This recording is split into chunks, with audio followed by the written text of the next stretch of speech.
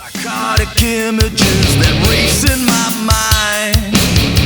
I know there's no place in this whole wide world for our kind. Black is the blood that flows inside of my veins. You know it drives me insane. So bring it into our pain. 'Cause from birth now more than ever, I can see now and forever that you and I, we belong there.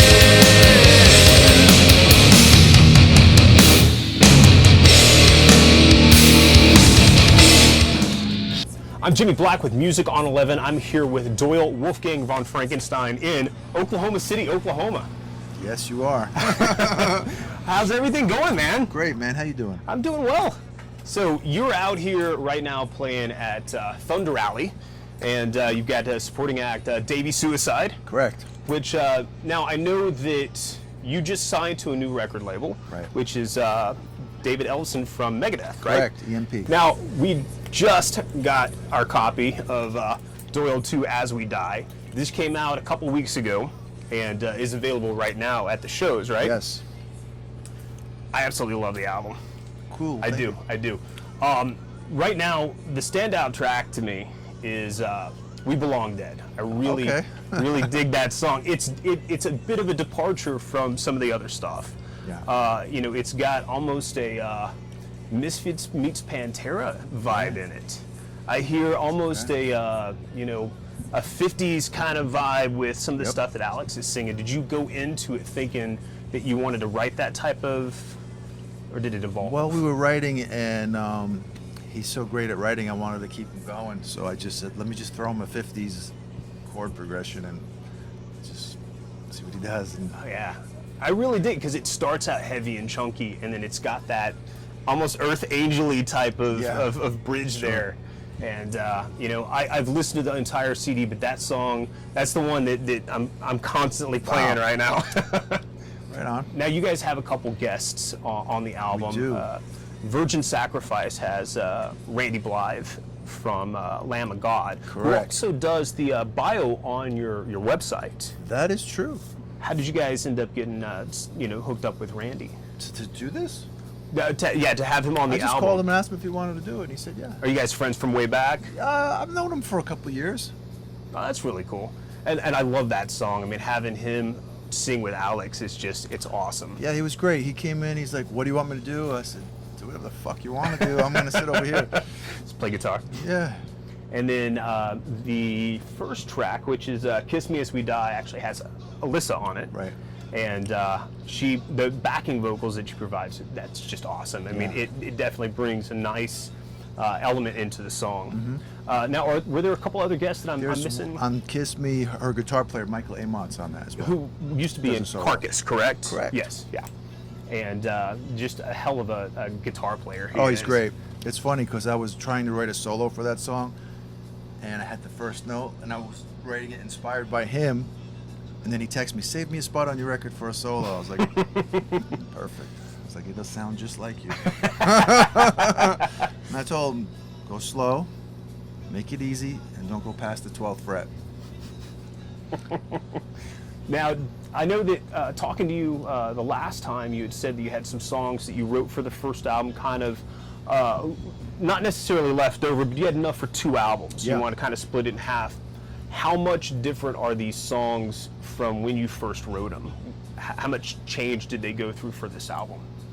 Not much. Really? So The thing that changed the most was the drums. Yeah. You know, I gave the program drums to Brandon Pertzborn, who the drummer is.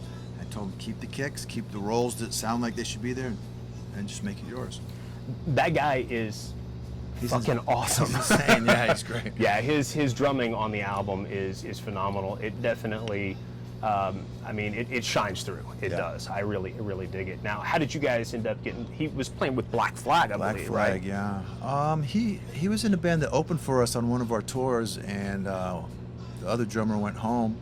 Alex, had his number. We called him up, said, "Hey, man, can you learn these songs in 2 days?" And he did. Hell of a feat. Yeah, 2 days. Now, you guys released a video for this Run for Your Life. Correct. Now that came out a couple weeks before the album dropped, Yes. which is a really cool video. Who was it that you got to direct that? I don't know who directed it. He might know. Brian Cox, that's right. Good job. Now, was that just somebody that was suggested to you, hey, you guys need to My video manager this? got him. I don't know. I just said, look, man, I'm just going to play the guitar. That's it. It's a cool video. Yeah, it came out great. We had fun. Do you have any, when you guys are looking at concepts and stuff, do you just approach directors and say, hey, here's a song, tell me what you think? Or do you guys kind of go in having an idea what I you have want to do? no idea what the fuck we did. I didn't do it. I love the brutal honesty. Yeah, I don't know.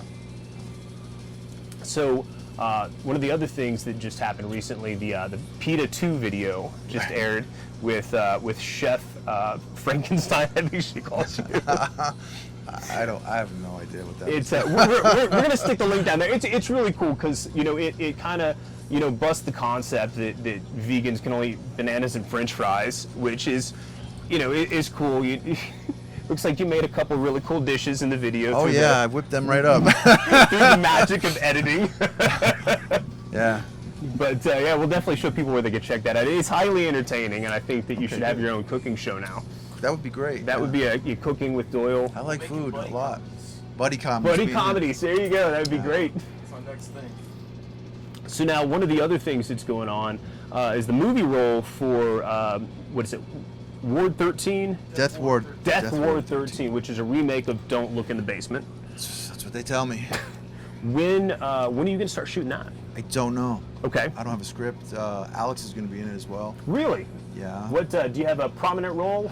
We don't know. We're gonna show up and whatever they tell us to do. We're gonna do. We have no idea what the fuck is going on. That's awesome to be able to just go over there and do this. Cool. I wish Like, people would okay. do that for me. Yeah. That's what happens when you go on tour. They point. There's That's how we go in handle there. life. Yeah.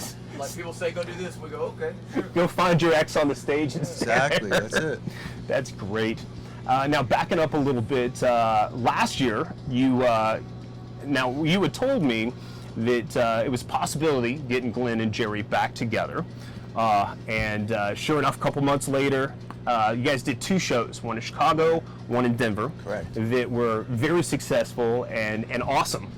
We were able to make it to the Denver one. Cool. And on behalf of everybody that was able to attend those shows and everybody that's a huge fan of Misfits, we thank you for all the work that you put in getting that together, because I know that you had said in many interviews that you were trying to kind of make that work. Yeah. So what are there any possibility? Is there a possibility of more shows? There's a possibility of anything happening.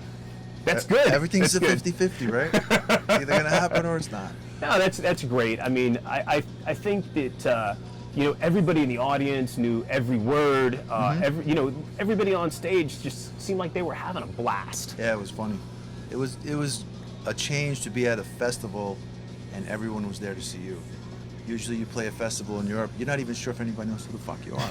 You know what I mean? Yeah. So that was cool. Yeah. I mean, I wanted to try to make it to the Chicago one too. It just unfortunately, That was We- actually the good one. the Chicago one was For me, I had technical difficulties in that Denver one. It was the worst show I ever had in my life. I had read that had gone on, but in the audience, it didn't come over. I don't know if anybody actually That's told awesome. you that. Yeah, It did everybody not. was like, "That was great." I was like, "What the fuck were you all listening? Am I the only one who knew that?" No, it came out great. It did, and I know that people definitely want to see that. Oh, yeah, me again. too. Okay, so I know that there's 2 different vinyl colors of the album. Colors? Colors, yeah. Okay, I know what are that there's a red version, Okay. which is actually through Monster Man Records. Okay. And there is the green version that's through the ordering on the label side. Okay. So you can get 2 different versions if you go out and look on the internet at the link we're going to feature right here. And do you guys have the vinyl here at the show yet? It is not complete yet. Okay. Soon. So but the CD is available here. Yeah, we have the CD. And you- Alternate cover.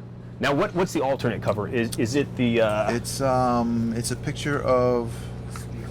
It's that. That's right. the cover. So you've got the alternate cover and you've got the one that can be ordered. It's just two different colors. Now, is the one that's here digipack or is it jewel case? For people Jewel that case. give a shit. It's jewel case. So that's really cool that you guys are offering a couple, because there are people that collect shit. I mean, you know, they'll buy, you know, different versions of stuff. So what other? I mean, I know that you've got the neck bolts available here too, We do. which is awesome. Do you guys have those for pets? Yes, we do. Are you serious? Yes, we do. That is awesome. Yeah, that's definitely pretty cool. Now, one of the other things I had read is that Sponsored by Rudy B. is that the Chihuahua? Yeah. Is he here? No, we wish. Yeah, he ain't here this time. He had some previous engagements. He I was kind of excited He to was see booked. him. He's booked. Booked solid. Now, I had read that you had, you know, some other stuff that you have written recently that could turn out to another record, or do you write a lot on the road? I mean, have you just... No, not as much as I would like to, because I don't really want to touch the fucking guitar. You know, after playing it. Yeah, You know, so it's kind of like working after you work. yeah, I only want to touch it when I'm going to go play. Yeah. But you know, we got a lot of stuff. We wrote a lot of stuff, and every time I pick it up, I'm writing stuff. I got a ton of things recorded on Still got like, an album worth of ideas. Yeah. In the can. That's awesome. you know, those little handheld things. I got a couple of those filled up with riffs, and Yeah, don't do what Kirk Hammett did and lose that. I know. Man, that poor guy. God, I read about that. I was just like, oh, that's 2 albums. That's horrible. And the thing is, those Wasn't riffs on the are- iCloud. What the fuck's he doing? they're not going anywhere. They're just locked in a phone somewhere. Yeah. You know, there's just, you know, who knows what would come of that. But so, do you have any last words for you fans out there? Yeah, man. Don't steal no music. You know, Don't steal. if you steal the music, then we all got to go get jobs. Now you have no more music. Keep it turned up to 11 Or 12. or 12.